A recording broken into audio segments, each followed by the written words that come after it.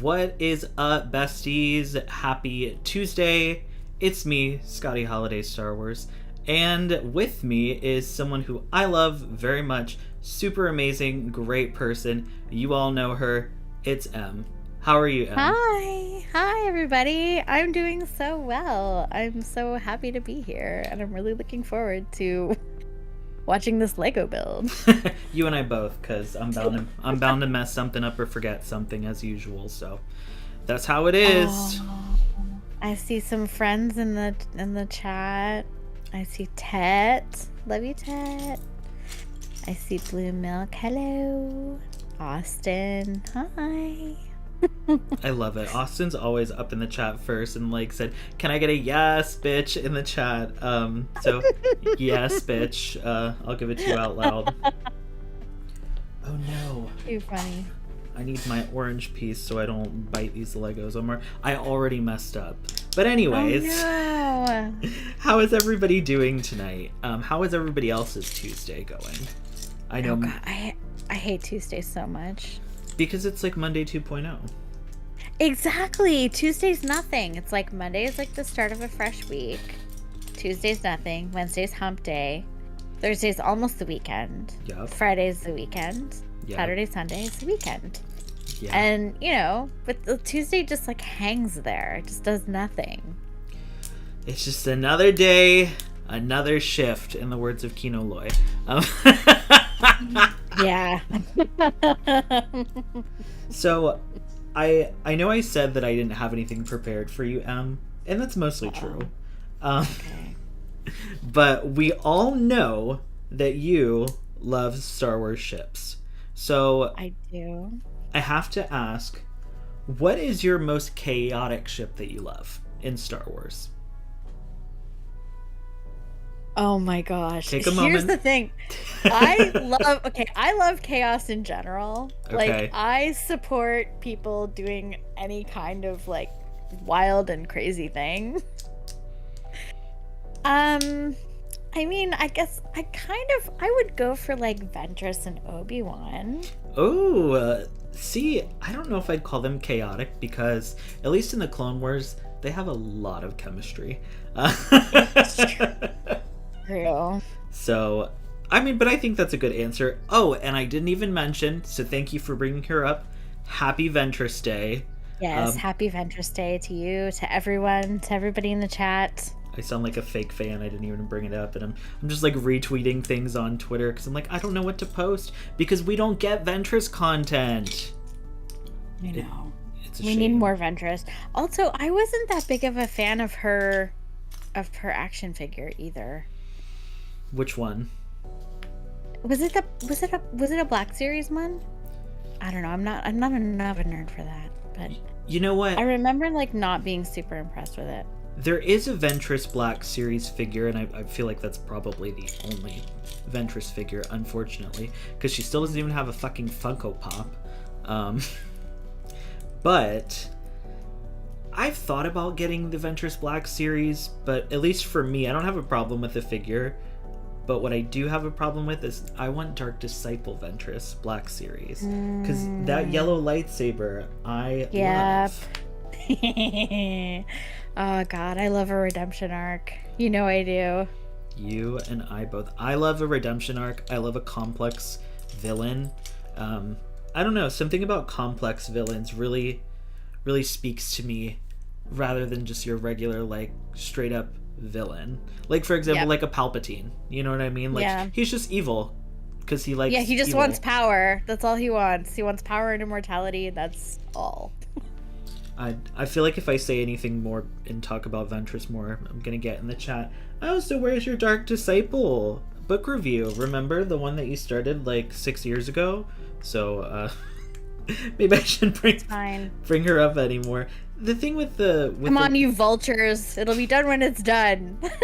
Give Scotty a break. That's the thing. There's so much I love about the book, and I think I'm honestly just struggling and trying to put that into words. So. Oh, Austin's asking a shipping question, which is, what are my thoughts on Silky? I support Silky. I support The Silky ship. Hold on. Yes. Let me try to figure this out. It's... Oh, maybe I have no idea who that is. I was like, is it Skywalker and somebody? No. It's not Star Wars. It's Loki. It's Sylvie and Loki from the Loki show. Okay. Because here's the thing. So, in Blue Butterfly Land, we have what's called sister ships. Okay. So our community supports. They have certain pairings from other properties that we support. So, and we're like a family, and we all like rally for each other and support each other. So it's like, you know, like the Raylos support like Hellcheer and Silky and Haladriel and, you know, that kind of thing. Hey, Darklina is another big one. That last one, that was what, Rings of Power? Yes. Okay. So I mean, I have like 3 fandoms that I follow, so Marvel is not one of them, if you couldn't tell. Oh, Austin says, let's go Hellcheer. That's right. Yes, we love Hellcheer. It's a really good, that's such a good ship with like really good content. Like the fan artists for Hellcheer. Oh my god. I don't know who that is either. That is Chrissy and Eddie from Stranger Things season 4. Oh yeah, I don't watch Stranger Things either. I started season 1 and I was like, this is not for me, and I've never went back. And so many people have been like, oh, you should try it again, and I'm like, kind of like with the High Republic, I feel like I'm too far gone to catch up. Yeah, I know. Too many characters. No, you know what? Honestly, I actually do want to get in further to the High Republic. That's something I'm going to be investing some time in later. It's just like I feel like, yeah, I don't know. It was hard. It was hard to penetrate at the beginning. Well, happy High Republic Book Day to those who to those who observe. Speaking of, I saw Blue in the chat posted about it being a long weekend in Canada for Remembrance Day. Oh, not in my province. See, don't even know. American. Not for us Frenchies. So there's some. So Canada has 10 like provinces, territories, and so holidays, like governmental holidays, they can be federal or provincial. So it can be like for the whole country, or it can be like just province by province. So there are some holidays that only Quebec has, like Saint Jean Baptiste, which is the celebration of the patron saint of Quebec. Okay. Which is a secular province, by the way. It's ridiculous, but whatever. Interesting. Yeah. Don't even get me started on that. But anyway, so so Quebec is the only province that celebrates Saint Jean Baptiste. None of the others do. And then there's also like Family Day, which a lot of other provinces have, which Quebec doesn't. Same thing for Remembrance Day. So often on Remembrance Day, like governmental things will be closed to like banks and government offices, but nothing else will be. Okay. So if you're an office worker or a retail worker, you're still going to work on Remembrance Day. But a lot of places will observe a moment of like 1 minute of silence at 11:11 in the morning. Make a wish? No. Let me just stop before I get myself canceled.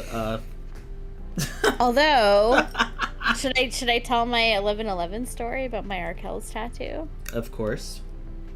So, one of my favorite bands is from Hamilton, Ontario. They're called Arkells, and they're amazing, and they're wonderful, and I love them very much. I'm a super fan. And they wrote a song called 11:11, and it's about 2 people who are like longing for each other, and they make a wish at 11:11 to be together, and at 12:34 they come together, and they get to be together and like fulfill their romance. Okay, so, I like that. My wife and I went to a tattoo parlor, and she got 11:11 tattooed on her wrist, and I got 12:34 tattooed on mine. Oh, that's cute. I love that. And then few months later, we went to a VIP event with the band, and we showed them our tattoos, and What'd they they were say? like, they loved it. The lead singer had everybody clap for us. Oh, that's cute. I love that. Yeah. What the hell pieces are these? Oh, gray. Oh, and Blue is asking about Truth and Reconciliation Day. Yeah, that is a relatively new thing. And yeah, no, it's not like statutory holiday, so most people don't get a paid day off work for it, but we should. I agree. And that's my thoughts on that. I mean, honestly, this is only like the second year that Truth and Reconciliation Day has been observed. So Interesting. it's brand new for us. Sorry, I'm looking at everybody, specifically Austin, yelling at me in the chat for not watching Stranger Things. I'm sorry. It's Y'all too need to be much. nicer to Scotty. They have a lot going on. Honestly, we're recording. I guess this isn't a spoiler. We're recording for Wayseekers tomorrow. And like I have the stream tonight. I've got a video I gotta finish this week. So I was already like, woo, it's gonna be a busy week, y'all. But, you know, we're here and we're doing the thing. And on top of that, I'm just glad you could find time out of your busy week to spend with me, Em. Thank you. That's so sweet. No, honestly, I'm having a blast. This is a lot of fun. And it's very soothing watching you do this Lego build too. Like, I highly recommend this for anybody who has anxiety because it's very soothing. As the person with anxiety is the one building the Lego being like, fuck, I can't find a piece.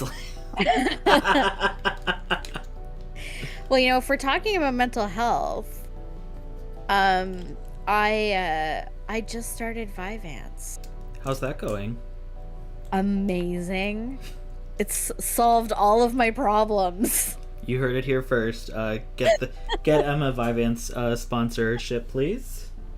I swear to God. I mean, obviously, it's not for everybody. Like, you know, only take it if you need it, guys. Yeah. But yeah, it's wild. Like, it's really improved my life. Like, it's funny because it really makes it apparent how addressing like the root of a problem can solve all of these other little problems, because like, ooh, because it trickles down. well, I didn't realize how much energy I was using to try and keep my thoughts orderly and to try and think clearly, like through the noise. And like now that I have help with my brain chemicals, it's like I'm more patient. I'm better at being the kind of parent I want to be. It's easier for me to like do chores around the house and keep things tidy. It's, you know, like I had like really at work, you know, sometimes I have to deal with clients and sometimes they're kind of demanding and impatient. Yes, I can imagine. And there's actually this one client who's like legendarily like a fly in the ointment. Like, she's always like everybody knows her, you know, like, you know how they say it's a really bad sign if like a server can remember someone's name. Like, if a server can remember someone's name, it means that they were like the worst customer ever. Like, yeah. That's what she's like. It's like everybody like hears her name and right away they're like, oh, like, nope, I'm not dealing with that today. So I took a phone call from her yesterday, because I was the only person around that could help. Oof. And I ended it smiling and feeling good. I love that.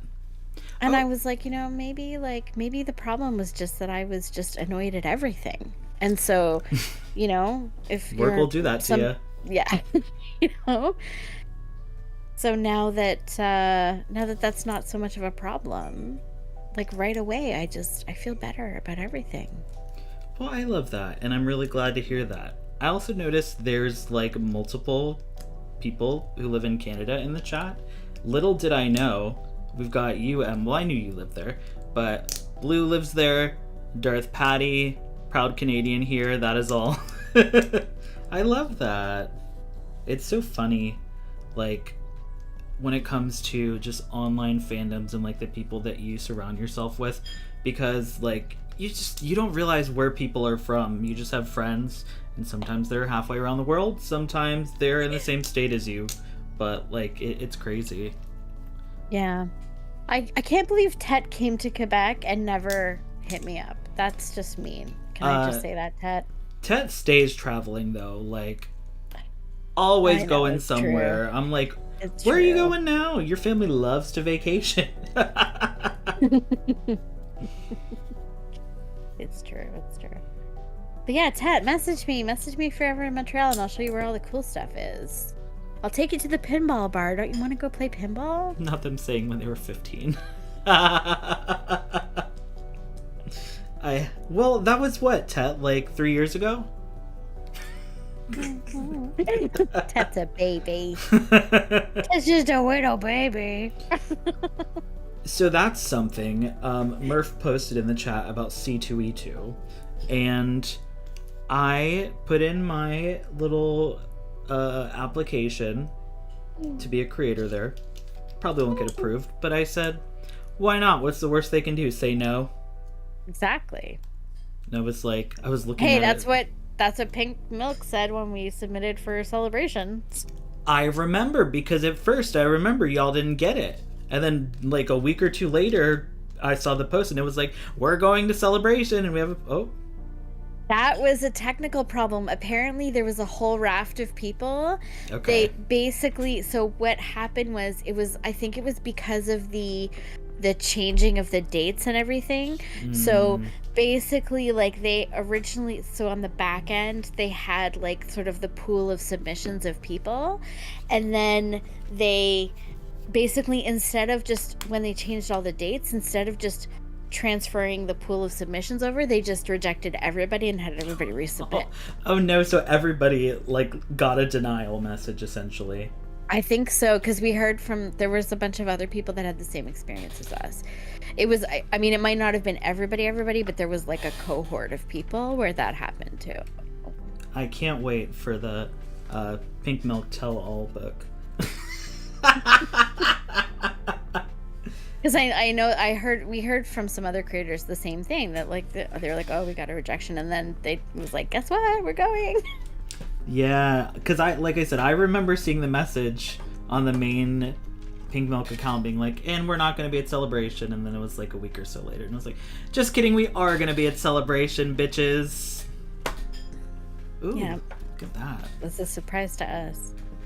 Ooh. She's getting hang together. on, let me see. This thing is huge. I always try to like show people how big it is. Like, it is here's huge. my head. It's gigantic, but you know, I'm so excited about this piece. I had to get it. Do you have any Legos, like Star Wars Legos, Em?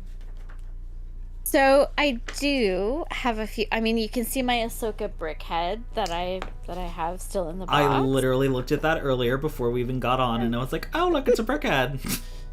Yeah, I love her. I saw her actually when I bought the Star Wars holiday diorama. Okay. And is that I'm gonna the new one that they came out with? Is it? What's got the lights and the little it's not a turkey. I don't remember what they call it. Is it Tip Yip? Tip Yip. Tip Yip. Yip. Yeah, it's the diorama from the Lego Holiday Special. Okay. And I think I'm gonna do the same thing as one of my friends, and I'm gonna get some parts on Bricklink, and I'm gonna make a little Christmas sweater Kylo to go in there too. Ooh, yeah, that'll be cute, and that tracks for you. Well, exactly. Well, I was gonna say, like, one of the things that I've done with Legos is I took I'm just gonna show y'all. Hell yeah. This is casual, right? Yeah. Play No, around. this is very serious. You have to be on camera. You can't leave. Star Wars Sublight, you helped me figure this out last time. Why do I always struggle with these little turret pieces? Oh, there we go. So I did buy the Jedi training set, like the Jedi Island training, and I recreated the hand touch scene. Oh, okay, I see you. I love that. I didn't even know that was a set. Yeah, well, I had to buy the Kylo separate, and then I also, I mean, I don't know if you can really tell, but there we go. If I turn it like this, you can see I actually gave him one gloved hand and one ungloved hand. So they're really touching. Well, it's screen accurate. True. Screen accurate. But yeah, so that's what I did with my Star.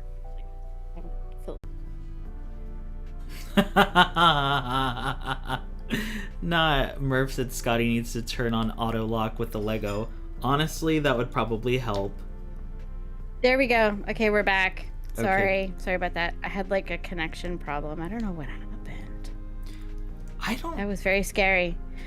Interesting. I think it might have been me because it said there were drop frames, but we look good. YouTube said it's good, so let me know, y'all, if there's any issues going forward. Yeah. It's because we talked about it before we got on camera. We're like, oh yeah, we just figured everything out with our connections. It's great now. Okay, sorry. So what happened after I put my Lego back? Oh, I was saying with this. Well, with this ship, I'm kind of bummed because I have one clone and one Mace Windu, and yes, this is not a set that you play with. However, I'm like, I want to put them in the little pilot seats. It had me make little seats and everything, and Mace. They can't fit in there or what? No, they do. But I'm like, Mace Windu ain't gonna be driving no Republic gunship. So That's true. So just buy some clone minifigs. That's kind of what I was thinking. I was like, I kind of want to have little clones. I love Bricklink, by the way. I love Bricklink. Bricklink is actually how I was able to get the island training set for like a decent price. If you want Lego sets that are like no longer in like wide distribution or sort of like on the way out, go to Bricklink. Don't go to Amazon. Like resellers, Amazon, eBay are gonna like try to.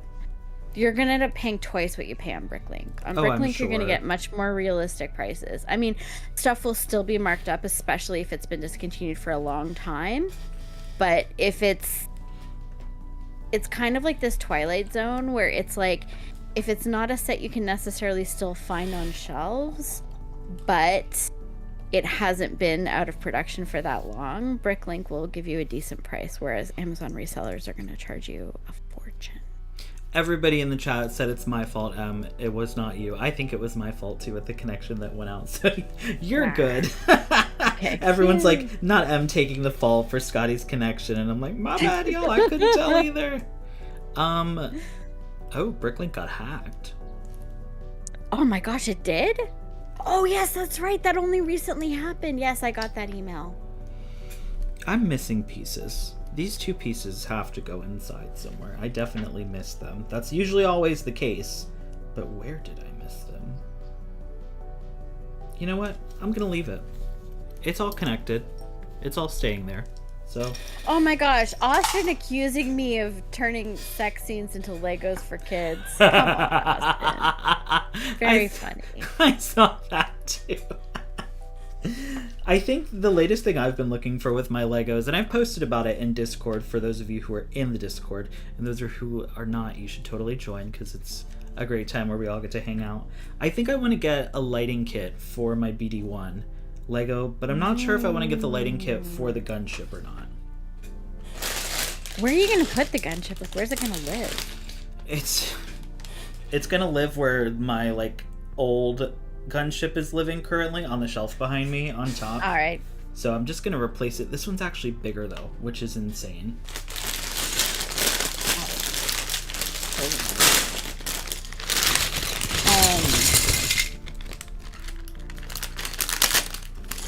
Yeah, Tet talking of Bricklink too. Yeah, I love it. I don't know where I was. No, I think I was looking at Light My Bricks or something for the light kits. I don't think Bricklink has them, but who knows. I'll still check it out though, because there's definitely some older sets, like something that I haven't done it a ton, but I don't know about you. I got out of the fandom for a bit in my like later, because I grew up with the prequels. Usually everybody knows this, but just for anybody who doesn't, I grew up with the prequels. I got out of Star Wars for a while around probably from like high school, which would have been like 2007 to around 2014. Oh, that's a whole like 7 years. And I used to have like all the action figures and stuff, so I have a lot of the Attack of the Clones figures, like all the different Jedi and stuff. But my favorite character, or one of them, is Ahsoka. But I had nothing Ahsoka because, you know, she was created after I stopped, you know, doing anything in the fandom. So I ended up getting, and you can kind of see it, I have like the little, I guess it's the Star Wars Vintage series is what they call it, like action figure of her. So there's all these little things where I'm like, I should get this because I didn't have it growing up, and now I want it because I didn't have it. And so like things with like the Gunship and BD1, I'm like, oh god, there's Lego sets that I've wanted that I can't get anymore. So I'm gonna have to look at that site. You should. Yeah, you know, that's what Kevin Smith says, eh? Kevin Smith says that when you become an adult, you start buying the stuff that you start buying your childhood. Like once you've got the essentials taken care of, you start buying your childhood. That's what he says. And I'm perfectly fine with that, and will continue to do so, because that's Same. That's like the No fun shade. of it, though. I'm lucky. My parents saved a lot of my action figures, even when I, being the horrible child I was like, I don't care what you do, I'm just throw them away. Well, 30-year-old Scotty is very happy that they didn't listen to probably 16-year-old Scotty who said to throw them away. So, I'm really happy to have a lot of those back. But did you have any, like, did you play with Star Wars stuff growing up? Yes, I actually have some. I have some of my original, like, Princess Leia action figures. Okay. And yeah, I have her like in the Endor, like in her Endor, like khaki shirt and pants. Love. And I have like a little Wicket, and I have her in the Ewok village dress too, like the one that's actually like sort of like velvety, like it's made of fabric. Yeah. Yeah. That's cute. Did you? I know they made, and I'm not a toy person. Like I know the toys kind of, but not super well. I know they did make like Legends toys, and I think they made one with Leia with a lightsaber. Did you have any of those? No, I didn't. I wasn't that big. Like the thing is, so I'm kind of the same as you. Like I was like really into Star Wars as a kid, and then I kind of fell out of it, and then the sequels like pulled me back in.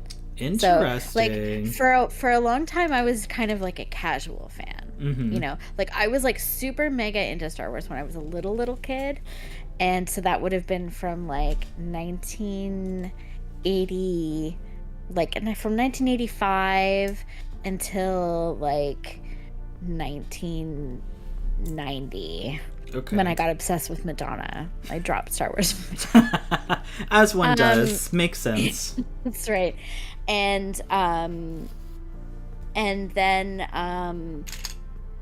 and then it was the sequel, like, and I enjoyed the prequels. Like I went to see them in the theaters. I had wild stories about like what I've told on Pink Milk. And that was like enjoyable enough, but it was like it wasn't enough to like sort of like pull me back in, you know, like make me like a super fan and into like collecting everything and buying toys and stuff. That wasn't my thing.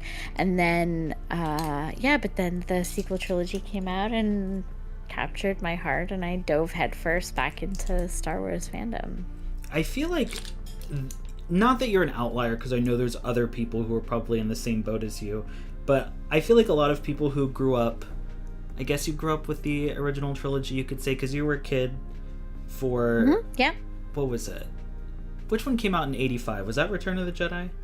No, so it was... No, so Return of the Jedi came out in 83. Oh, okay. Empire came out in 80, like the year I was born. And then... and A New Hope came out in 77, when I did not exist yet. But the thing is, like, my babysitter had a VHS copy of Return of the Jedi that she would put on. Oh, there you go. That's where it started. Yeah, so I would watch it, and I loved it, and it was amazing. And my mom encouraged me to be a Star Wars fan and to idolize Leia. Because my mom was a feminist, you know, and she's a great feminist heroine. Your mom was a feminist? That makes total sense. I see it. Oh, I'm named after Emma Goldman. That's why my name is Emma. I love that. Me too. I feel like her spirit lives with me sometimes. Like, I feel like her spirit comes to visit me and causes trouble. I love that. Not Murph in the chat saying they're not toys, they're collectibles.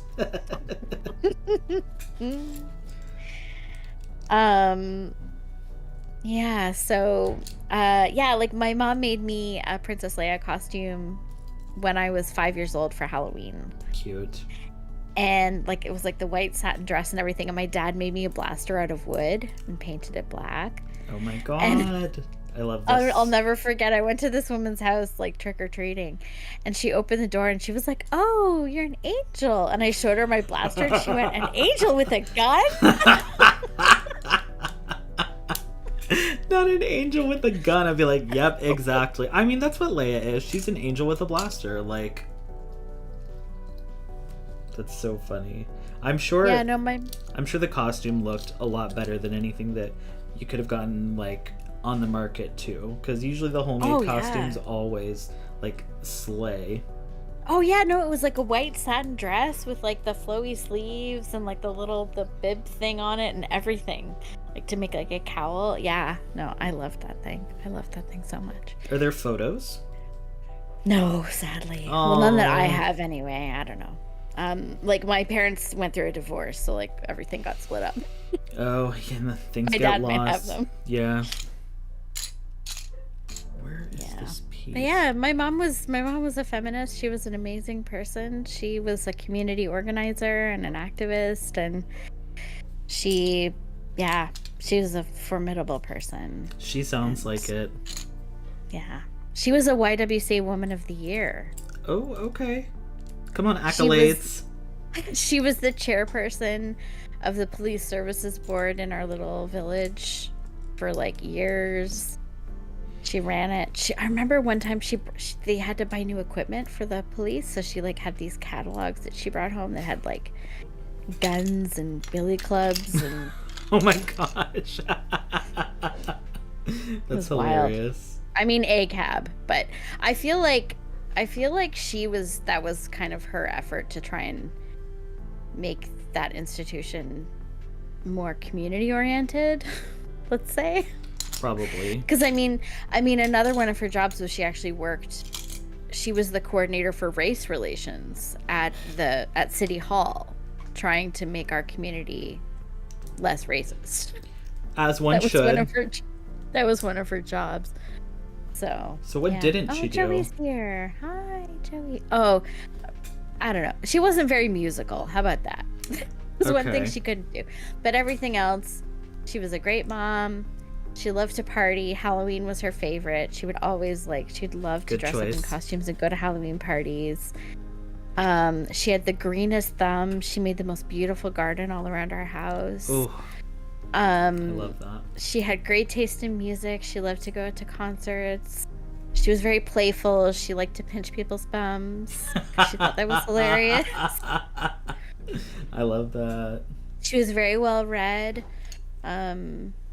She was very well educated, and she was she was a really special person, and I miss her every day. I know. I feel bad. I'm like, yeah, tell us about your mom and tell us about your life. I'm like, we're supposed to be talking Star Wars, and now I'm asking you. Next, I'm gonna ask about your trauma. No, I was the one who kind of brought it up because I wanted to brag about how cool my mom is. Honestly, though, okay, not that I'm trying to compare, but I was just arguing, I shouldn't even say this. I was arguing with my grandparents the other night, and I was like, I don't understand why mom lacks empathy. She just doesn't have any empathy for anything. And they were just looking at me. These are her parents, by the way, and they were like, well, I don't know what to tell you. And I wanted to be like, well, I don't know what happened, but something happened. This woman ain't got no empathy. I don't understand why. But then it's also sometimes I'm like, damn, my best friend and I were just talking about this, being like, when you recognize something that your parents do in you, oh god. Not to say I lack empathy, but oh, my wife tells me that I am my dad's clone. She calls me George Jr. Oh George my god. Yeah. I love I'll that. say something and she'll be like, okay, George Jr.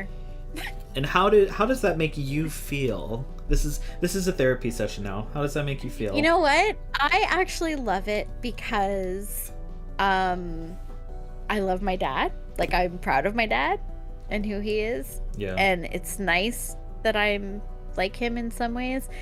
But also, it's not just what it says about me. It's also what it says about my wife, about Sarah, because I know that that's when she's talking about that, it's a reflection of the way that she has really been integrated into my family and how close she is to my parents, because she knows my dad, you know, like Yeah.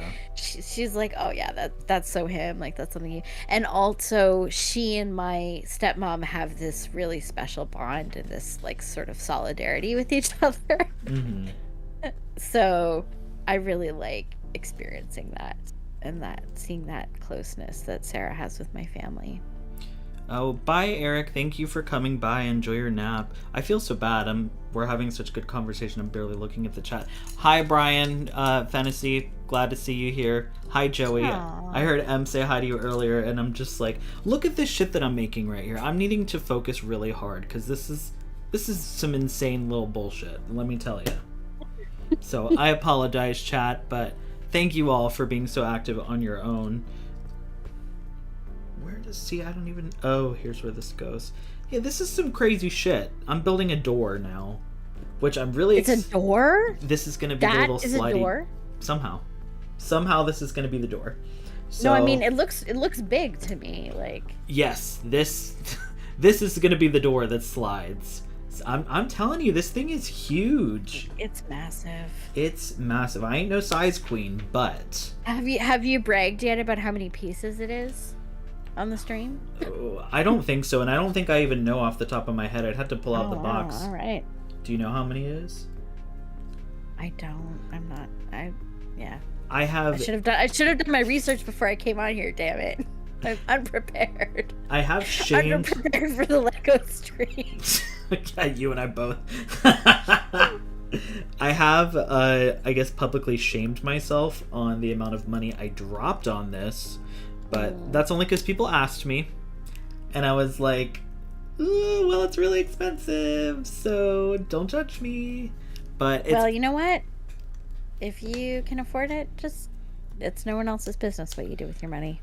One thing I cannot afford, though, that Venator, and I want it so bad. Ugh. Yeah. That Venator is too good. But I was like, I can't be dropping $650 on a Lego set. That's gonna sit on a shelf behind me. I'm not getting Lego. They're not sending me any of this stuff. I have to buy it outright. So, I mean, I'll take it if they want to send it to me. But kind of like you mentioned earlier, being like a D-list internet celebrity, Lego ain't sending me shit. Oh, I have to turn the ship around. Okay. Oh. I have no idea how I'm supposed to attach this. Let me attempt to do this on screen here. Okay. Pulling the giant monstrosity into frame.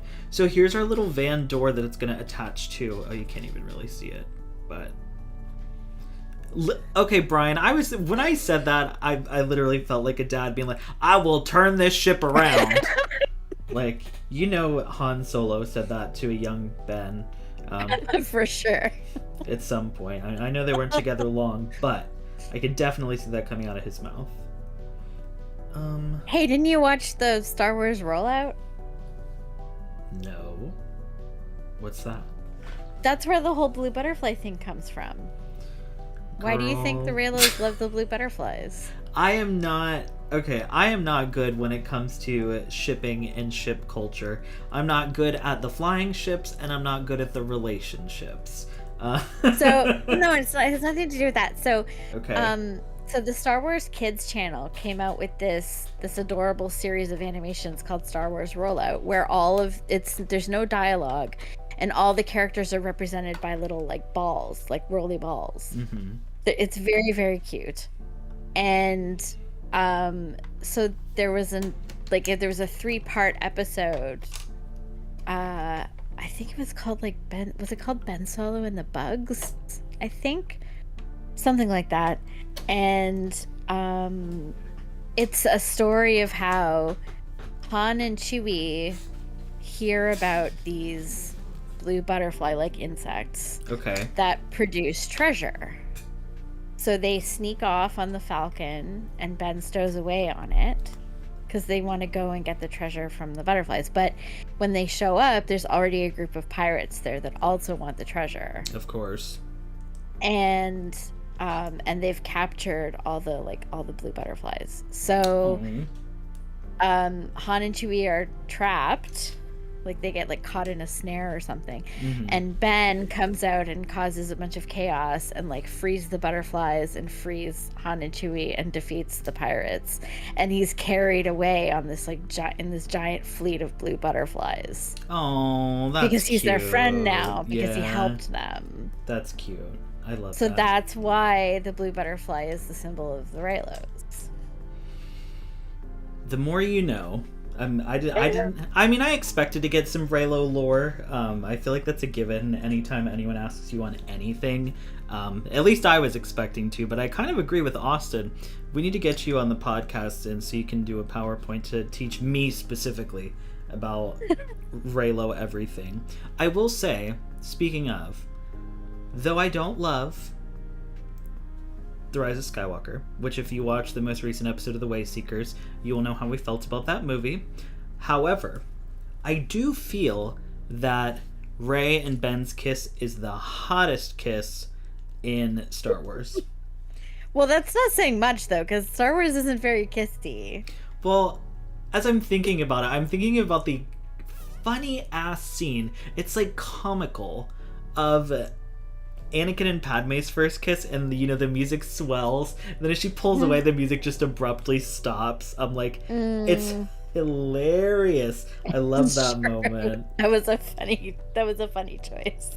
See, and people want to shit on the prequels. I'm like, that is quality.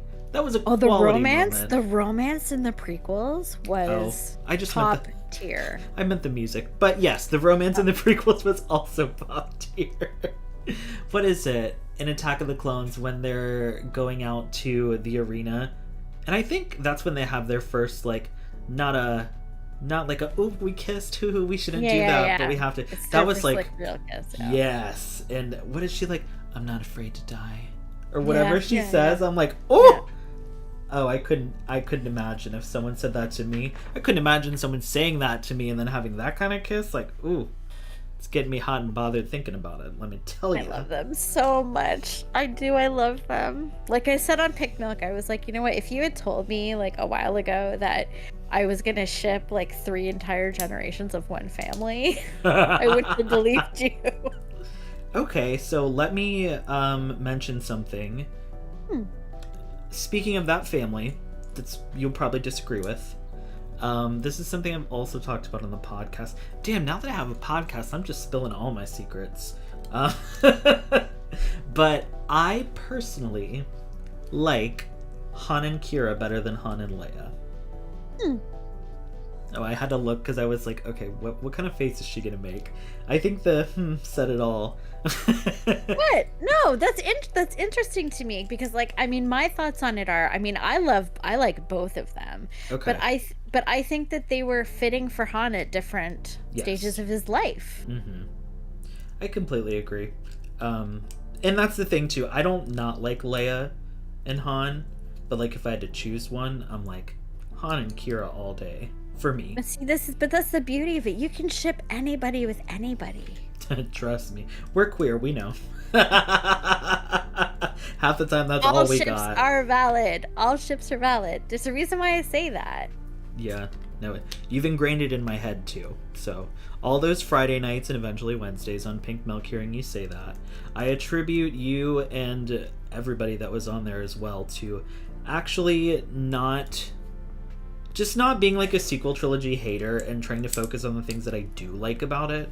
Because that was the whole reason, like, I stopped watching, I'm not going to say his name, but I'm sure y'all have theories about it.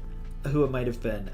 But like people like that, because before I got into the fandom online, yeah, I was watching shitty people like that, and the prequel or sequel trilogy hate.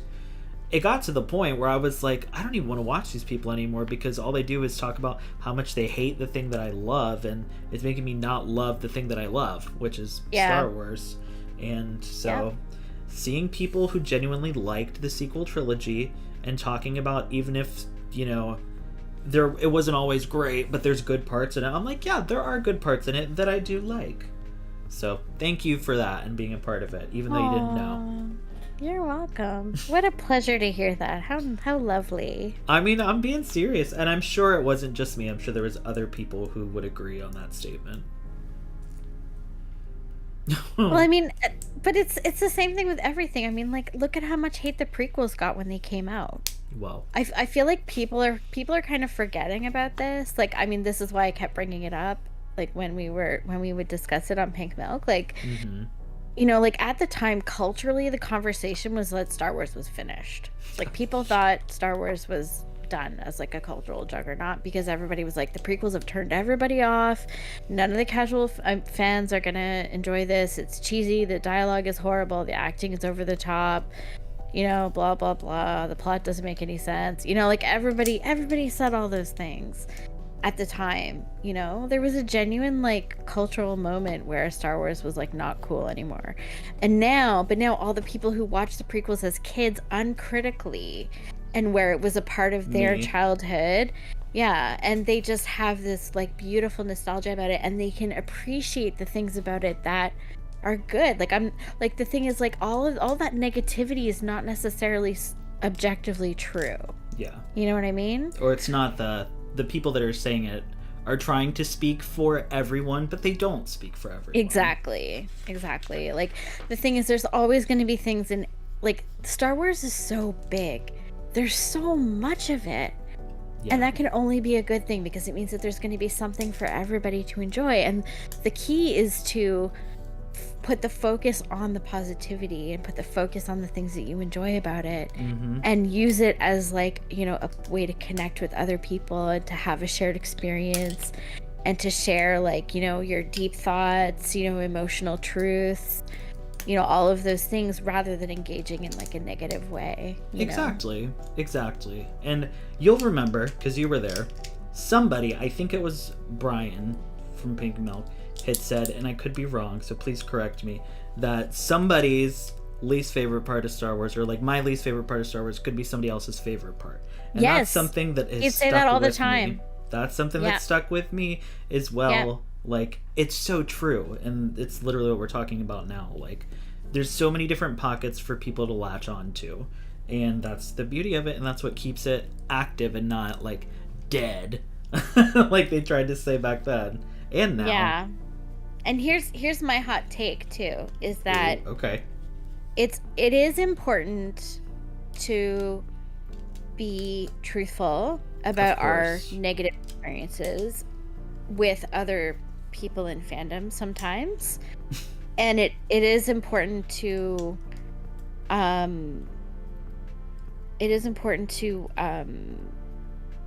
you know, I don't know what I'm trying to say. What was it? I completely lost what I was gonna say. No, I know now. Yes, it is important to be truthful about those things, and and I'm not going to deny that there are things that happen, like dogpiling and brigading and stuff like that on social media about Star Wars. But sometimes I get really discouraged by the people who are like, like Star Wars Twitter is so toxic, or like, you know, Star Wars fandom is a cesspool, blah blah blah. And it's like, well, that all that tells me is where you're putting your focus. Yeah. You know, like, because I know that for me, like, being on Star Wars Twitter has been an overwhelmingly positive experience. Even though I'm a woman, even though I'm a queer woman, even though I'm not a not conventionally attractive queer woman. You're right. You're beautiful.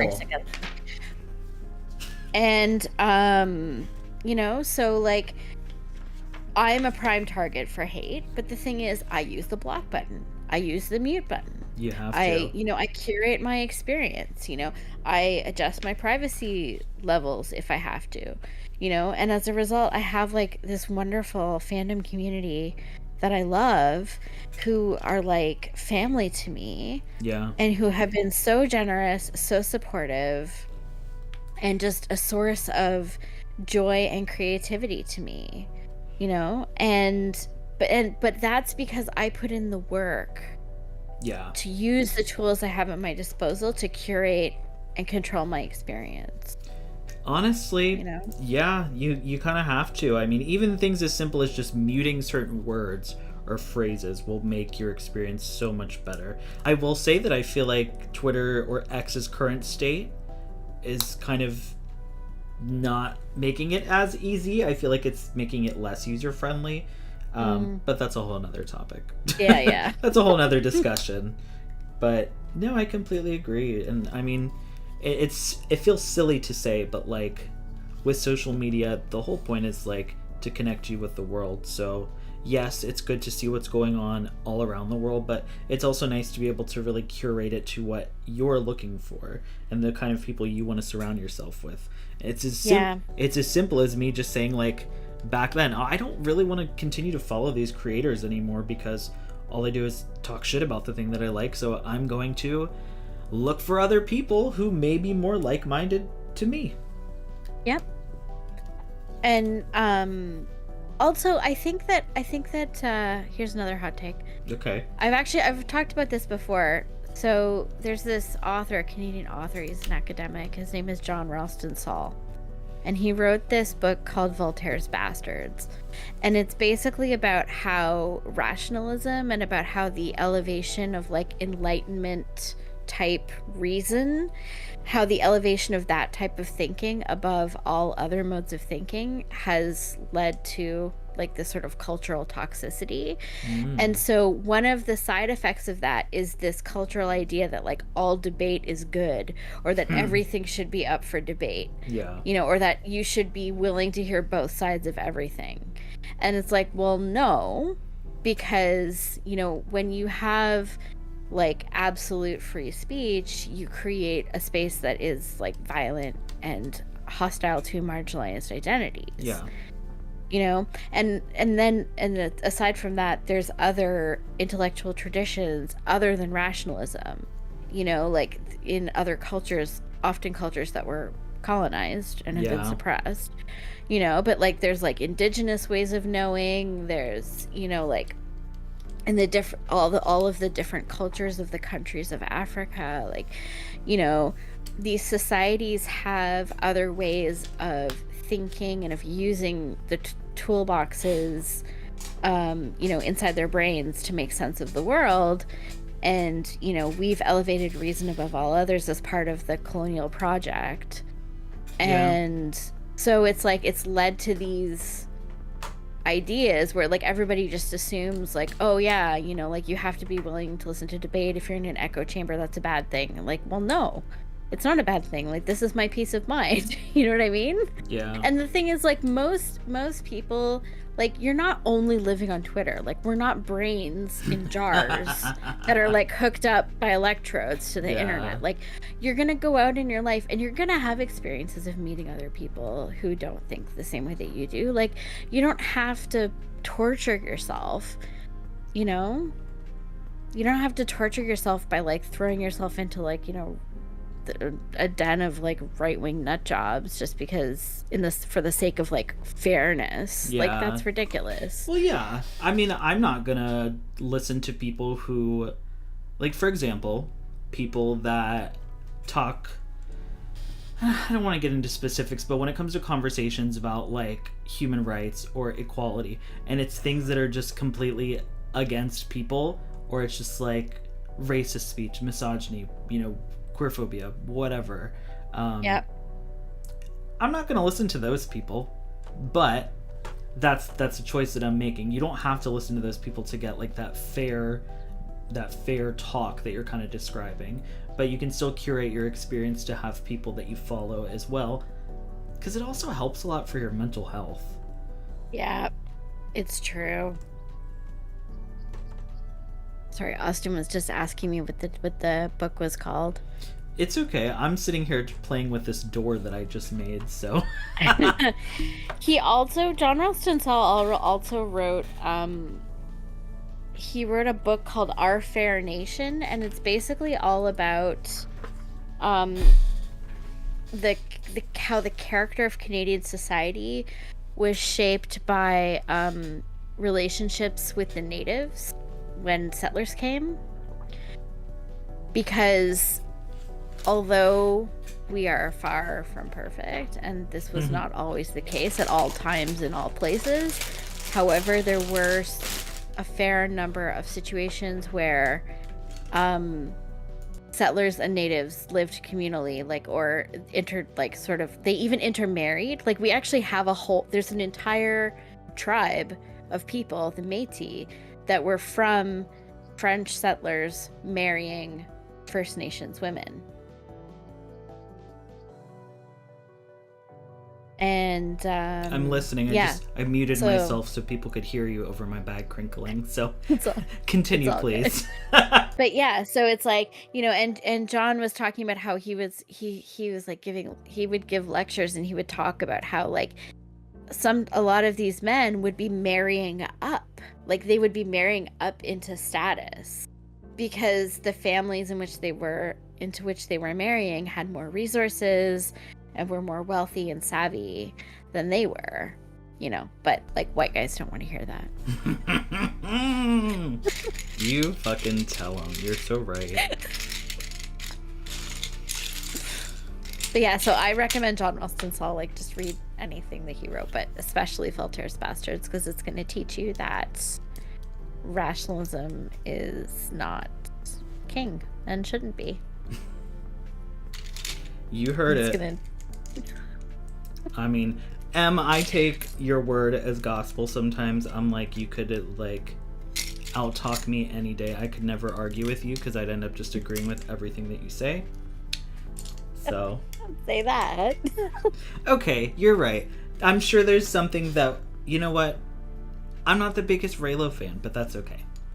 There's something we can disagree about. Look, no, do you know who you're talking to? Ship who you want. All ships are valid. You're right. And if it's not for you, it's not for you. That's fine. There's some Star Wars ships that I'm not into. Or that, there's some that I prefer over others. True. But that's okay. I love all of the fan content that people make around shipping, and it doesn't matter what ship it is. Like, if you go on my Twitter feed, yes, there's a lot of Raylo, but there's other stuff as well. Like, apparently there's going to be a Ginger Pilot week coming up on Twitter that I'm so excited about. Okay, for me and everybody else who doesn't know, who is that ship? That is Hux and Poe. Oh, okay, interesting. That's fun. Yeah, I know. I'm really looking forward to it. And I even love Kylux, It's like, that is also a ship that I enjoy. I have seen some lovely Kylux art, let me tell you. Oh my gosh, the Kyluxers are so horny. It's great. They really are, because the art is also very horny. Yeah. I'm totally gonna call myself out. While I don't necessarily love, like, Obikin as a ship, there's also really great Obikin art that I see, and I follow some of those people on Twitter just for their art, so... You're right. Like we kind of already talked about, there's even little pockets in the shipping part of the fandom that you can kind of go into as well. Yep. I have a friend who does great, like, Obi-Anidala art. It's really good. Oh, okay. Yeah, Love. It's really good. Yeah, I bet. There is some great art. There are some talented people, let me tell you, y'all. Austin, Mike is shouting out Finpo, and Austin's shouting out Ginger Rose. I also love Ginger Rose. Fucking Joey saying Bo-Katan and the Pirate King. Yeah, why not? Let's get freaky. Okay, you know what Gorian Shard looks like to me, though? What? And I've looked it up before, I can't remember the name, but we used to have, like, my parents used to have this singing Christmas tree that had green, like bright green eyes that would open, and it would sing. And Gorian Shard looks like the singing Christmas tree. But I kind of love him. He's such a silly character that kind of almost like harkens back, I would say, to the original trilogy, where you've got a wolf man in the background of the cantina. I like those goofy looking background characters because I don't know, it just, I like my Star Wars a little goofy. It doesn't have to be super serious. The next time I get a bonus from work, I'm going to commission someone to draw like erotic Gorian Shard art. So I want to see what his dick looks like. I wonder, and do you think it's also covered in the same like green seaweedy hair? We can only hope. Oh no, he's like a bush, with a bush. Yeah, why not? I love that. These pieces go at the bottom. I'm starting the wing now. No, not Murph Sing. It's Swampy. Hopefully not. Look-wise, sure. Smell-wise, hopefully not. But, maybe for his species, that's, like, something that they strive for. It's true, yeah. Maybe that's something they're, like, way into. Do we know? Does he have an official species? Oh my gosh, I don't know. I don't think he does. Quick, someone ask Wikipedia. Please. Oh, that's it for the wing. This looks like a little seat, almost. Oh. That's a whole wing? Well, this is like the base of it. So. Oh, okay. I'm really running out of room here because the ship is so gigantic. So I'm gonna hook this onto like here somehow. I think. Do I need to put little pegs in there? There's little pegs in it. First we go from shipping to Gorian Shard Dick to now I'm talking about pegs. Perfect. Nice. We're staying on trend. Nice. There's little pegs in the photo, but there is not instructions. Oh, the pegs are already there. Does that mean I can talk about our Twitter DM conversation? Sure. Because when you asked me to come on the show, I scrolled up in our Twitter DMs. Were we talking about pegging photos? It was the most, because there was some Raylo pegging art that had been on the TL. Yes, I remember that. Wanted me to send it to you. Fuck yeah.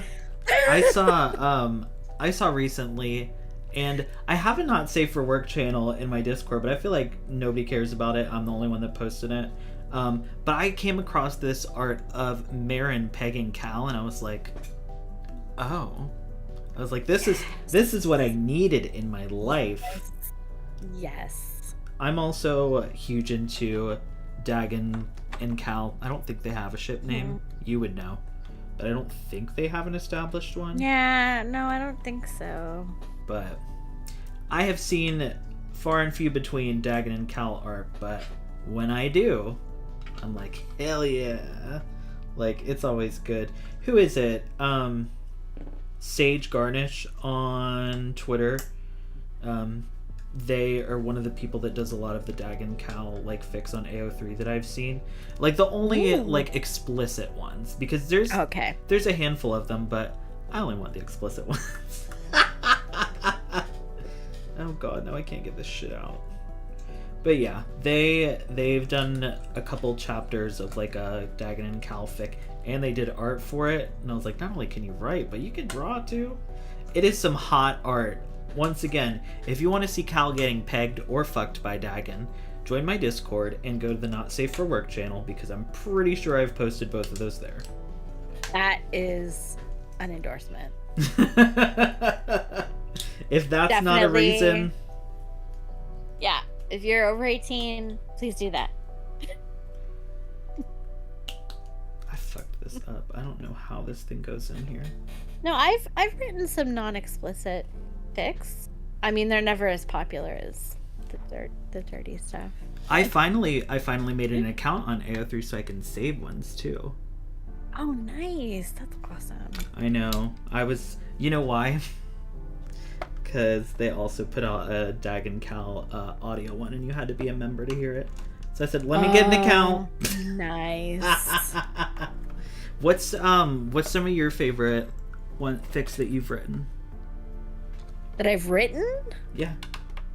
Oh God. Well, okay. Oh God, this is scary. Well, do we want to pick steamy, or do we want to pick just like a not steamy? I don't know if there's verbiage for it because I don't know that much about AO3 stuff, but. Well, I mean, obviously I've written both. Yes. The thing is, like, okay. Well, the most recent thing I wrote was a little romantic thing. It was sort of like a Hades Persephone type thing. Oh, okay. It was actually for an exchange. I was a pinch hitter, so I don't know if you know how exchanges work in fandom. No. So the way it works is that a group of fans will get together and they'll organize an event where the idea is just to sort of create content for each other, like as gifts to each other. And so, you'll show up and you'll put in the Google Doc like what kind of a story you're looking for. And you can also put like your squicks, like stuff that you don't want, or you can put stuff you do want, like if you want a certain trope, like soulmates or whatever. Or like friends to lovers, roommates to lovers, like whatever. And so then what happens is the people that are participating, they all go and they look at the Google Doc and they can choose which request they want to take, and they're going to write it for you. Okay, that's cool. But what happens is sometimes in events, like, it can, like, sometimes it can take like a month, like you have like a month to write the fic, or you have 6 weeks or whatever.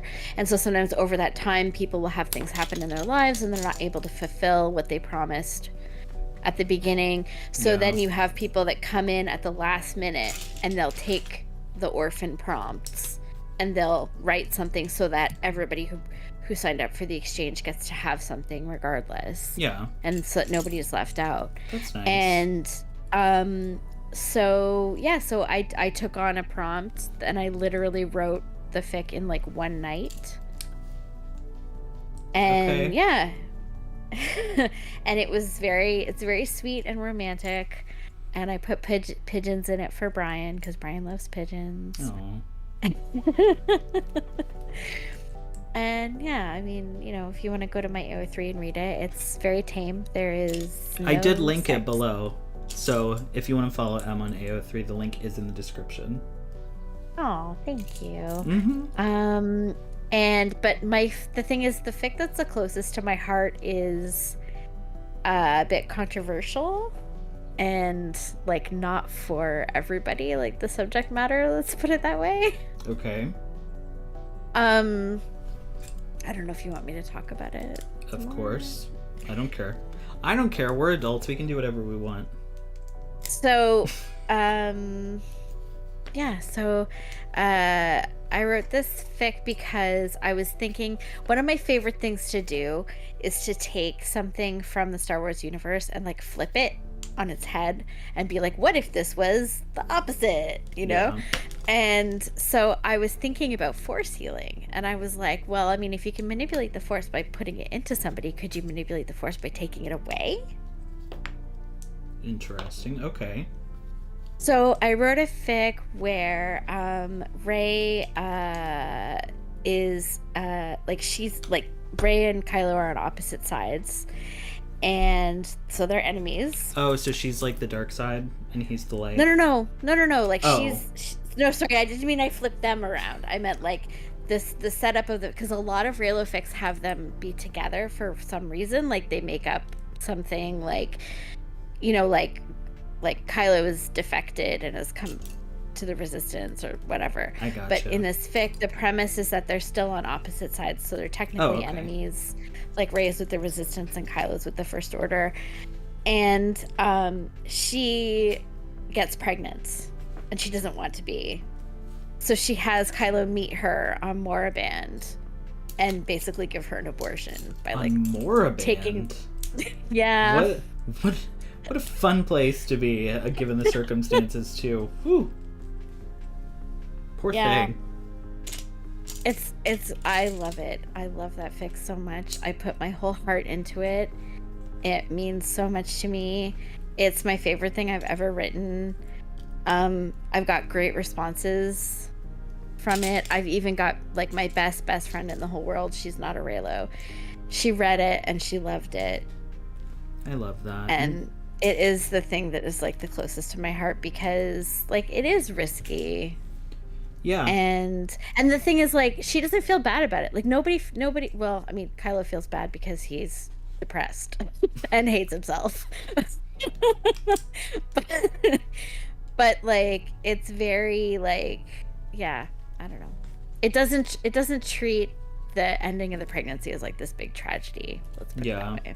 Well, that's good, though, because you're right. Sometimes taking on topics that some would deem as taboo, you never know what kind of response you're going to get, regardless of how you go about it. But I love that you've gotten positive responses on it, especially because you love it so much as literally the person who wrote it. Yeah, it's weird. It feels like it's kind of taken on a life of its own, you know? Like when you write something sometimes, yeah, it's sort of like I don't know if like it's a weird thing to explain, you know. It's like sometimes things just kind of flow through you and you don't really feel ownership of them. I mean, in general, that's one of those things. I feel like for any of us that put art out on the internet, whether it be visual, whether it be something we write, anything that we create, essentially, it has the tendency to sometimes take on a life of its own, so you really never know. But yeah. If that's the case, I'm sure it resonated with a lot of people too. So. And I love, one of the things I love about it is that I actually have like Anakin do a little cameo in it. I love that. Yeah. It was originally going to be Obi-Wan, actually. I was originally going to have Obi-Wan be the cameo, but when I tried to write his dialogue, it didn't sound like him. Well, and I'm like, he's so sarcastic and he's not goofy, but like he's very dry and very sarcastic at times, and I feel like depending on the tone that you were going for, that could have worked or it could have been really horrible. Yeah. I felt like that part needed Anakin. And it's interesting because Rey sort of hears him, but Kylo doesn't. Interesting.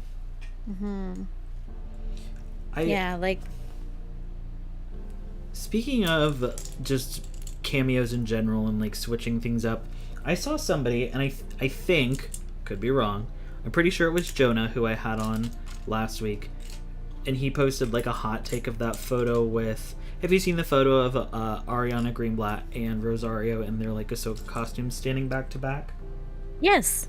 Okay.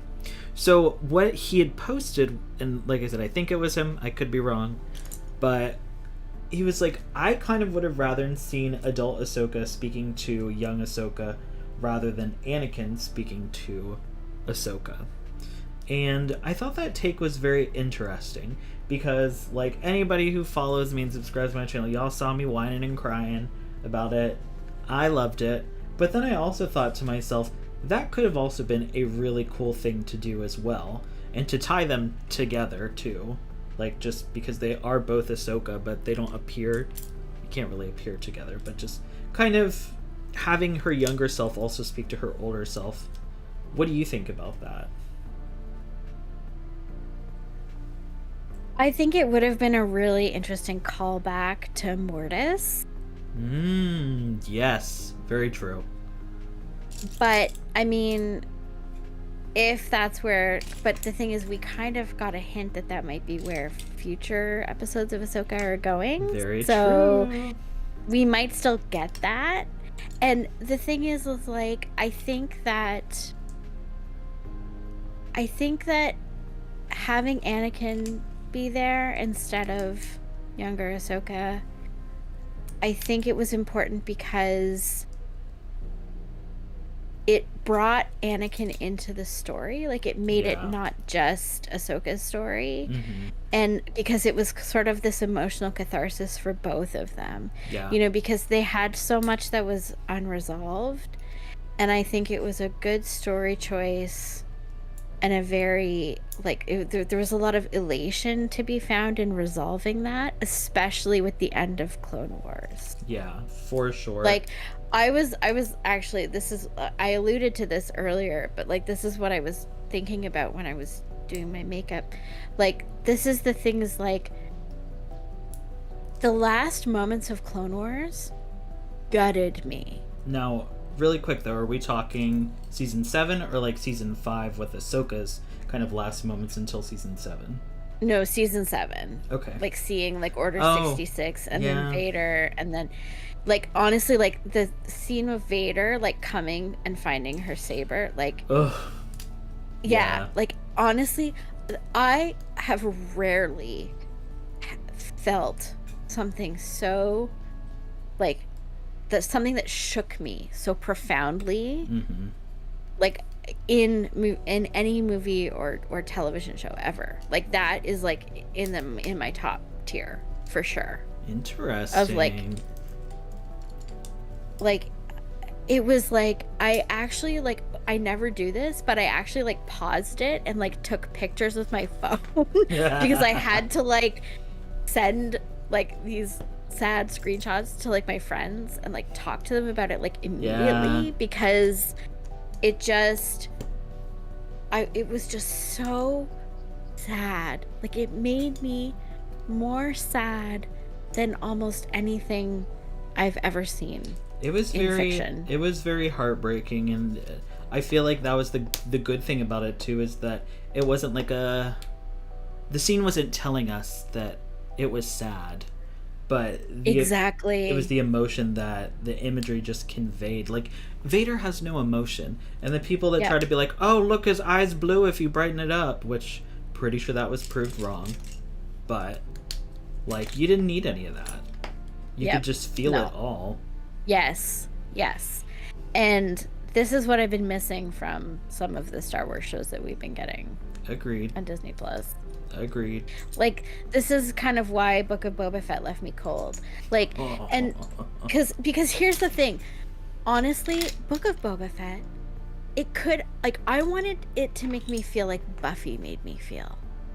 Ooh, okay. Like I wanted it to be about like friendship, togetherness, teamwork, you know, like to hit all of those like emotional notes about this group of people who don't know each other and then come together for a common cause. And it started to do a bit of that, but it, like you said, it didn't go anywhere. Exactly. You know, like I wanted it to give me like sort of that gut punching emotion. And so I think like in a lot of, and I know that there has been a lot of like negativity about the Disney Plus shows, and I don't want to like be one of those like, you know, super like negative people. It's just like lately the only content that I've gotten from those that gave me those feelings were Visions 2. And by the way, if you slept on Star Wars Visions 2, stop sleeping on it. Because Visions in general. Incredible. Yeah, Visions is amazing. But I did prefer Visions 2. Interesting. Okay. You know what? Do you want to hear my rationale for that? Well, yes, but I will say it did make me cry. I cried multiple times during Visions 2. I did not during Visions 1, so you might be onto something there. But yes, please give me your rationale. I felt like Visions 1 was more sort of trying to... It's hard to convey in words, but I felt like it was just trying to take, like, animation and... It felt sort of like the synthesis between the Star Warsiness, quote unquote, and the animation like wasn't always there, and it was sort of like, it sort of felt like they were just kind of playing with animation in a Star Wars setting. Okay. Whereas Visions 2 felt like actual lore. Like it felt like lore that came from Star Wars that was translated into animation. So could you say that it was like, one was just like, here's Star Wars stories, and then season 2 was more of like, here are stories set in the Star Wars universe? Yeah. I can elaborate more because that was pretty vague. Like, I don't know, for me, and it's almost like what they say when everyone wants to compare, like, Andor and The Mandalorian. Like, The Mandalorian is a story, it's Star Wars to a T. Andor is Star Wars, but being Star Wars is, like, not the focus of it. Whereas The Mandalorian's more like, the focus of The Mandalorian is this is Star Wars, and Andor's like, this is a amazing story that just so happens to be set in the Star Wars universe. Yes, exactly. Yes. I could see that. Well, then what was your favorite from Vision Season 2? It's really hard for me to choose. Like, yeah, it's hard for me to choose. I think I have my... Do you have it saved in a document like I do? Do I have a what? Do you have like a document saved with your ranking? Because that's what I usually always do. No, I don't. But okay, so I have a lot to say about Star Wars Visions too. Please. Here, let me. So the episode. So firstly, Screecher's Reach was so disturbing. I loved it. And so upsetting, and I loved it. Okay, great. Perfect. I loved it and too. It was terrifying. It terrified me. Yeah. And I loved every minute of it. Like, I'm not someone who usually enjoys like horror or anything, but that was like the closest thing that I love like, that. Star Wars horror, like In the Stars, so touching, so amazing. Stars. Which one was that? That's the one with the two sisters. Oh, who are living on the planet that's like being polluted. That one was good too. While it wasn't my favorite emotionally, I did love it emotionally. Also, hi Buck. I just saw you pop into the chat. How are you? Hi Buck. I feel like I haven't talked to you in forever. Buck is so sweet to call me his queen. That's very lovely. Thank you. I love you, Buck. So In the Stars was so moving, especially as someone who, like, I have friends who are Indigenous and who are sort of reconnecting and sort of connecting with like Indigenous resistance movements in Canada, and like it just made me think of them, and I loved it. Journey to the Dark Head was so incredible and just elucidated like everything that I believe about the Force, the nature of the Force. Spy Dancer, that story. Okay, well, number one, I cried for Spy Dancer. Yeah, the Art Nouveau style. Like, I loved how every studio sort of tipped their hat to their, like, or many of the studios sort of took the opportunity to tip their hats to the like artistic tradition of their nations. And yeah, like the whole, like the French studio doing the whole Art Nouveau thing was just chef's kiss. Like, no notes. It's so funny too. Going into it, I was like, oh, this art style is interesting, but yeah, by the end of it I was obsessed. The Pit, oh my gosh. Oh, once again, gutting. Absolutely gutting. Yeah. Like, ooh, that one was rough. That one was a bit of a... See, Spy Dancer was like a quiet sobbing cry, but The Pit was like a... like, oh god, trying to like not wail out loud. That one, the ending, The Pit in general. Whew. Yeah, I know. And the thing is, like, I'm really enjoying... I shouldn't say enjoying. I'm appreciating how the... like, Star Wars has often expressed, like, has often used sort of its villains to express, like, the issues of the time. And, you know, like, with with the whole Vietnam War and all that stuff. And I appreciate now how sort of the current form that the villainy of Star Wars is taking is this idea of like stripping resources, like in this era where we're all concerned about the environment, you know? That's so true. And and you know, so this whole idea of just like completely like coming stripping a planet of its resources, like, you know, doing an imperialism and then, you know, just like leaving everyone else to die, literally. You know, like that's just a really good way of portraying like what is bad about this system that rules the galaxy. It's like, this is what they do. This is their modus operandi. That is a huge theme, you're right, that we've seen in recent Star Wars, but I love it. Yeah. Well, I don't. And I love what it's saying. I don't love seeing it. Yes, I know. No, you love that it's like part of the story. Yeah, and that's it's great. It's interesting and fulfilling. And Ao's song, oh my gosh, I think that's probably my favorite one. Really? Okay. Yeah. I didn't like it that much, but that's just me. I mean, it is a very simple story. Like, it's very childlike. It's very fairy tale. It's a fairy tale. True. And I didn't prepare for this conversation. I might have more to say, but I'm just like, yeah, I don't think I like that one as much. I haven't watched them in forever. Maybe I'm due for a rewatch. Everybody rewatch them. They're so good. And I really enjoyed, like, Sith was great too. I mean, I liked how it was sort of meta about art. Like, in the very beginning, it's kind of like got a bizarre opening and you're like, what's going on? But it was great because I was like, oh, this is the animators showing us how they feel about animation. Very true. You know? I could totally see that. Sorry, I keep missing pieces on here, so if I'm looking a certain way, it is not about you.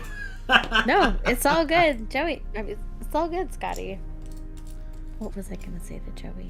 Probably that it's his favorite, because he loves Sith. Am I right? Oh, just making him want to rewatch them immediately. Yeah, I mean, this just goes into the fact that, and like I tweeted it the other day, whatever it is, I miss Star Wars animation so bad. I don't know what it is right now, but I'm just like really missing animated Star Wars. Aww. Well, you can watch Star Wars Rollout. True. Oh, you know what I probably not as fulfilling. It's literally for children. Well, speaking of, you know what I do have to watch to prepare for my In a Galaxy trivia match? What do you have to watch? Young Jedi Adventures, and I keep hearing good things about it, and I do really like the animation, so I'm like, I just have to sit down and like make time to watch it, and I've been very bad about trying to do that, so I need to watch it. Have you watched it?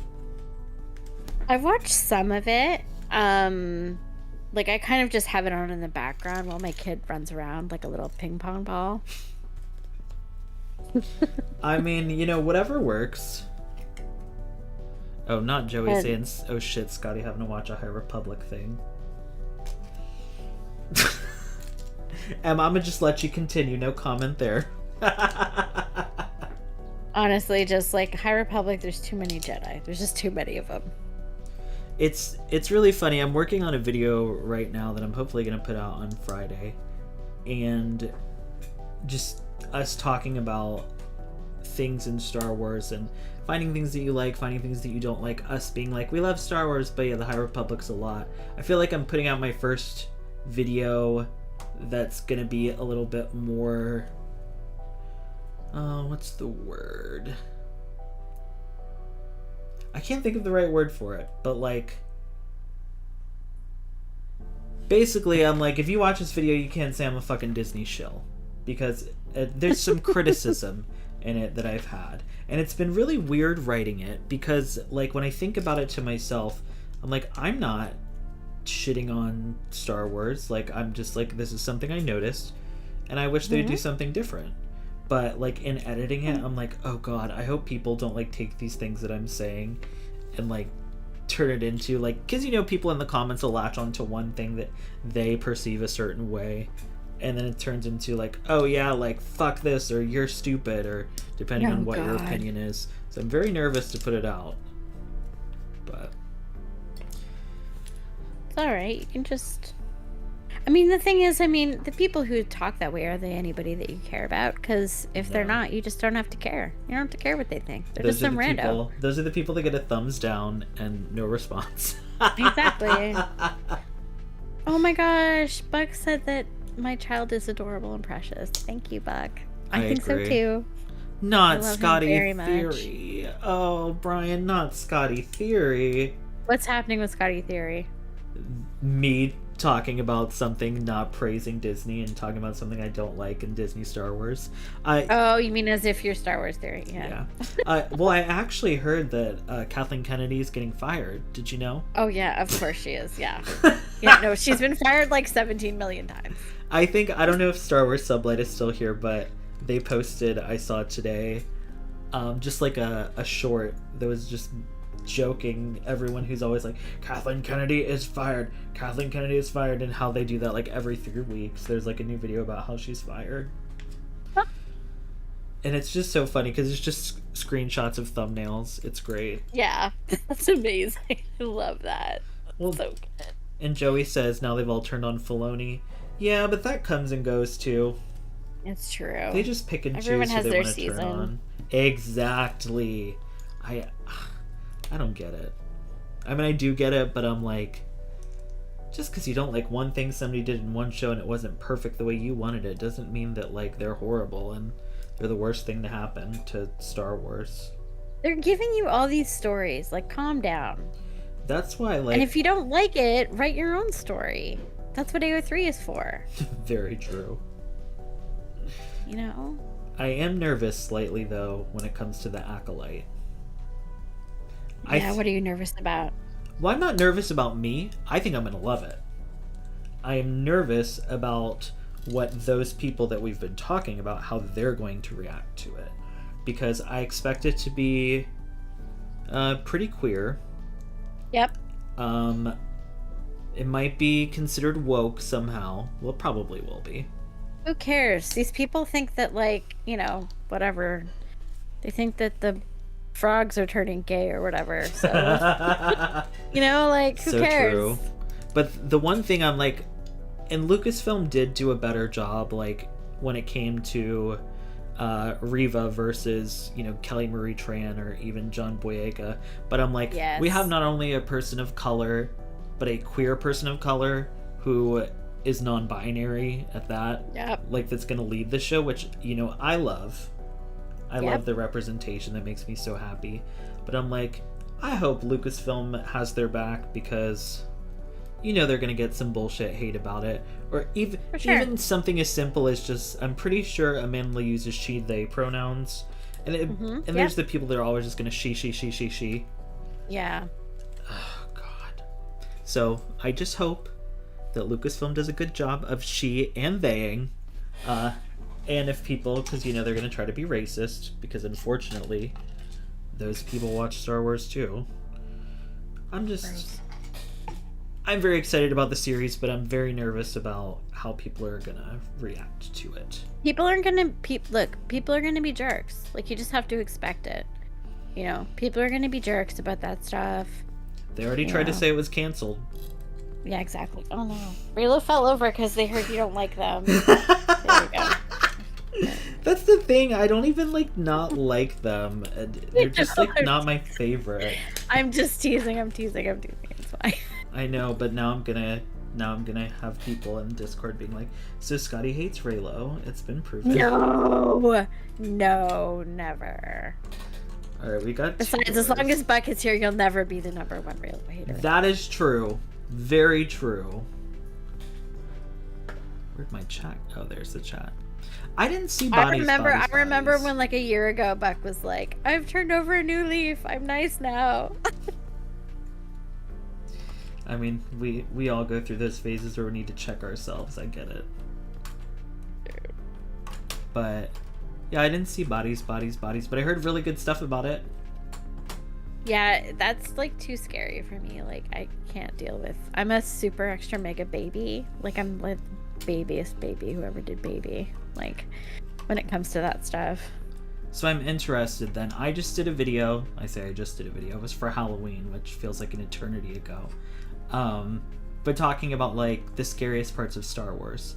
And what I find the scariest is the body horror. Yeah. How do you feel about body horror in Star Wars? Or what's like the thing you find the scariest then?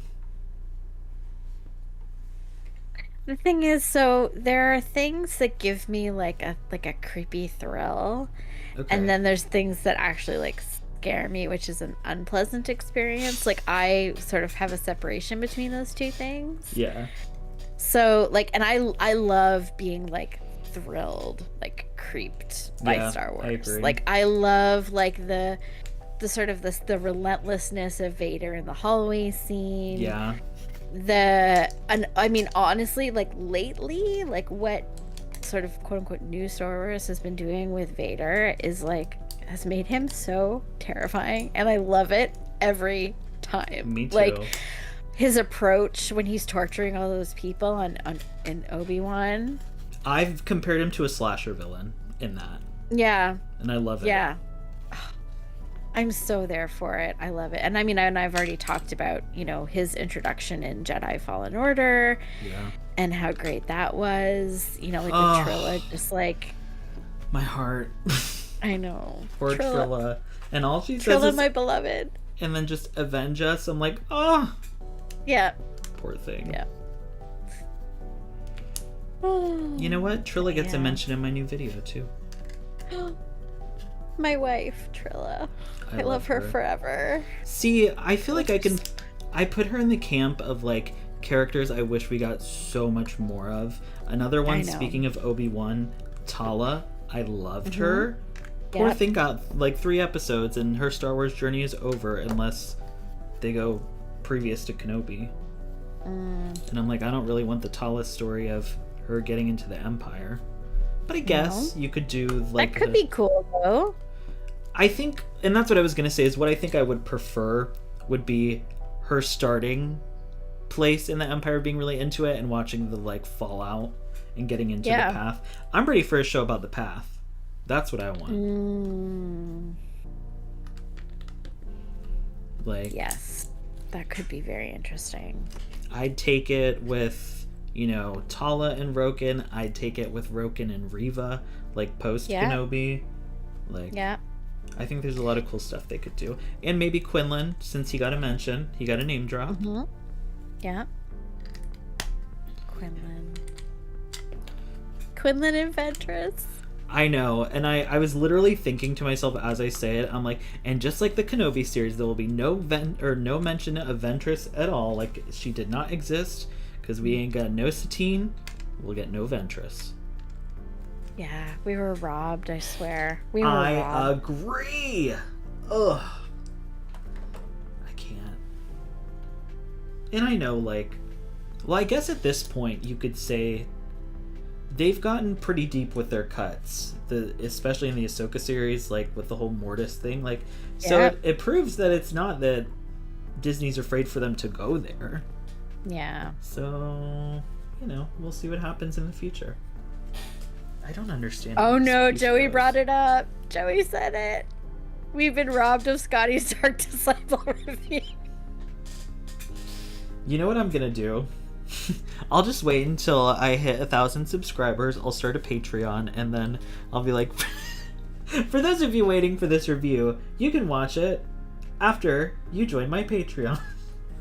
There's another running joke. It's the Ventress review.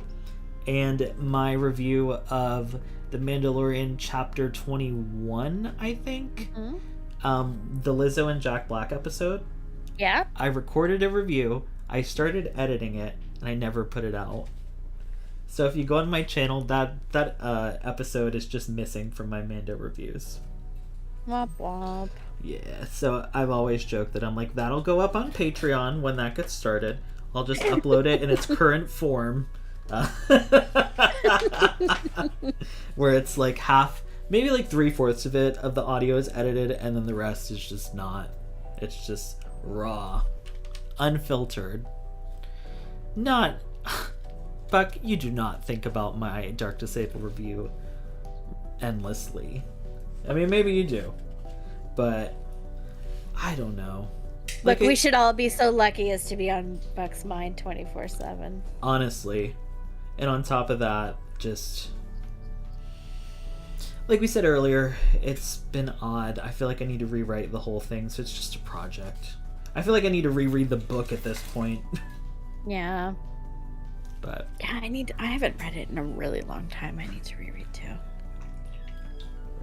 I actually thought about doing, instead of doing Lego streams, I was like, do I do a Lego stream or do I further my Dark Disciple agenda and do a Dark Disciple book club? Ooh. We went with the Lego stream, obviously. All right. But the book club is still something I would like to do in the future.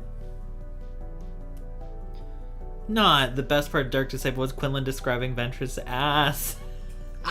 Yeah, sure. Honestly, I could...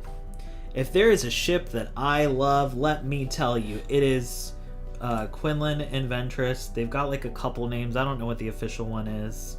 I've heard Vostress. Yeah. That's the one I like. That's the one I like too. So I go hard for some Vostress shit. Let me tell you. I've got a piece here, which means it's missing somewhere else. But where is it missing? Oh, I found it.